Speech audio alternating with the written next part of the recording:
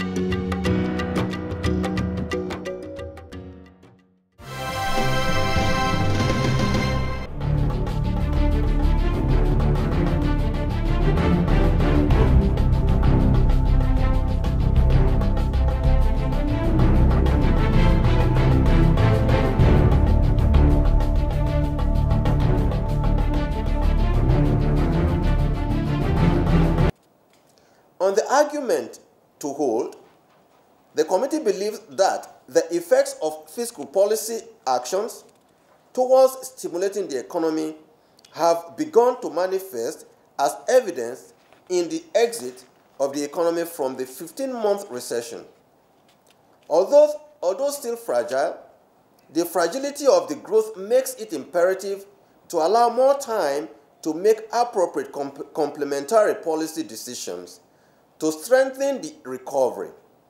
Secondly, the committee was of the view that economic activity would become clearer between now and the first quarter of 2018, when growth is expected to have sufficiently strengthened and gains in receding inflation very obvious. NTA is asking that yes, that would have observed as increasing domestic and foreign debt, and that what is the MPC stance. There is nothing wrong in borrowing, and I think I'm even quoting the finance minister saying this, there is nothing wrong in borrowing. But I think what is very important is that how do we deploy the funds being borrowed? But I'm happy that the specific reasons for these borrowings are targeted at infrastructural development. I am sure that you all know that most of the borrowings right now is targeted to infrastructure, road development, construction, rail, airports, and various other infrastructural development projects that will spur economic activity in the country and ultimately continue to accelerate the growth trajectory of the country. Why do other countries have lower inflation rates? Let me say that between early 2013 and 2014 or up to around 2015, the central bank set an inflation target of 6 to 9%, and this was substantially adhered to. But we must realize that those were periods from 2012, and we keep saying for 5 straight years, from 2009 to about 2014, crude prices averaged $110 per barrel. Reserve accretion at a point in 2008 stood at $62 billion. Exchange rate stability was taken for granted during those periods. But unfortunately, beginning from the third quarter of 2014, we got hit by 3 external shocks. The drop in commodity prices, and for us, crude price, the geopolitical tensions along various trading routes along the world, as well as the United States normalization policies. These had tremendous adverse consequences on our economy, and hence you could see that inflation moved from 9% in January 2016 to 18.7% in January 2017. And that is the reason Monetary Policy Committee thinks that it is too high, and we're working very hard, taking very seriously our mandate for price and monetary stability to rein in on inflation and see to the fact that inflation is brought down to the traditional levels where we have a target of between 6 to 9%.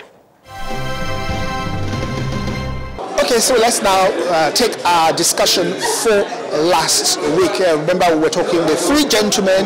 We're talking with Dara Kala, who is the Executive Director of PIND. We talked with Filippo Gezi, who is also the Deputy Team Leader for the DFID MAID, and of course, Charles Abani, who is the Chief of Party for the USAID Civil Society Project. We'll wrap it up at the end of that discussions.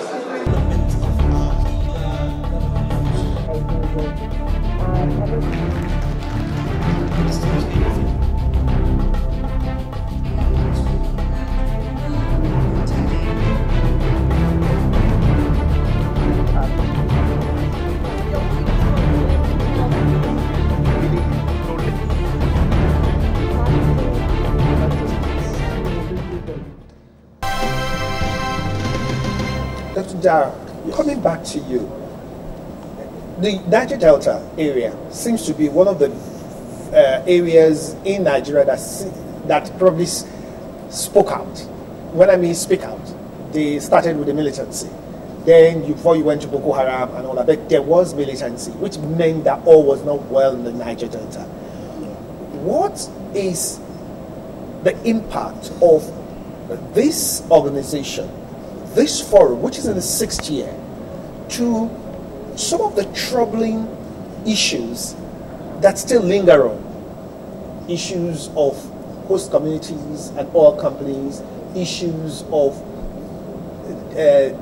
places that are not well developed, issues of all kinds of issues that cut across the Niger Delta. Yeah. What's the relationship? I think you are right. There are micro type of issues and the macro type of issues in the Niger Delta region. There are some that are, so broad that if we attempt to dabble into those, they can swallow the organization. But we try to deal with most of those micro level issues where we can really have, a real impact. What has been at the center of some of this agitation, as it were, is lack of access to jobs, lack of access to employment, to good quality life, to facilities. And in the process of our work, we're trying to bring in some of these issues within the agricultural value chains where we work. In Delta State, for example, we are working with the Job Creation Office of the government, to create jobs for youth in the agricultural sector, both in aquaculture, and in cassava value chain as well. And some of the fish farmers are actually ex-militants. We have a cluster, around Ugili that focuses especially for the needs of the ex-militants. So that's an area where we're doing things to impact on some of the issues, that are at the heart of the, agitation in the Niger Delta region. And there are a few others. In our peace building program, we're intervening, and trying to get the core groups, to come out of this and try and engage in positive activities within their localities. There's a case in point in Imo, in Ogoniland. Recently, we were involved in, trying to bring peace to the area by, intervening in some of the issues between the elders and the youth in Ogoniland. So there are varying activities from one state to the other. In Cross River State, we intervened in moving street children and street grand out of the streets of Calabar. So diverse interventions, either in the peace building space or in the economic development sphere, that are contributing to building peace in the region. We see our economic development program as contributing to peace building and stability. Market development, Filippo. When you talk of market development in the Niger Delta, what's your own organization involved in trying to develop markets? Well, it's the aim of the program, because we have, like all programs, have an objective, of course. Yes. Is to increase income of 150,000 poor people, of which 50% are women. That's cut across the Niger Delta. Yes, it is. So what we're doing is we try to apply a market system approach, which is market for the poor, which provide support in a sustainable way. How long have you been in the country? Well, myself, I've been in the country for 3 years and a half, and the program has been running for 4.5 years. And how successful has it been so far? Well, we're achieving our targets. Okay. I can say that we have achieved our targets, so we can say that we're successful. Okay, Dr. Akala. Now, yes. Looking at governments, I'm looking at the state now. How good has been the support from governors, from governments generally, with your programs, your ideas, especially concerning the NDDF, which is the Niger Delta Development Forum? Okay, thanks for that. I must say that when we first started, there was little or no support from the government, and that could probably be attributed to the fact that they didn't really know PAIN as an organization, and there wasn't a good understanding or awareness about what the NDDF is all about and what we can accomplish through a forum like this. But increasingly, as PAIN and the forum began to gain recognition in the region, and as we begin to gain traction across the region, we saw that all of a sudden the interest by government functionaries starts increasing. We've come to the point now whereby state governments are actually competing and lobbying, to say, look, we want to host you next year. As we're here in New York, there's a state delegation that has been said this morning that, look, the next one must be in our state. That whatever it takes, that we're prepared to be that partner of choice to bring the NDDF to our state. So and not just to bring it there, but to make the impact. To make the impact, because they see a value in holding this kind of a forum in their state capitals, because that means it's going to increase the participation by the state folks, and then there are the fallout, the policy recommendations.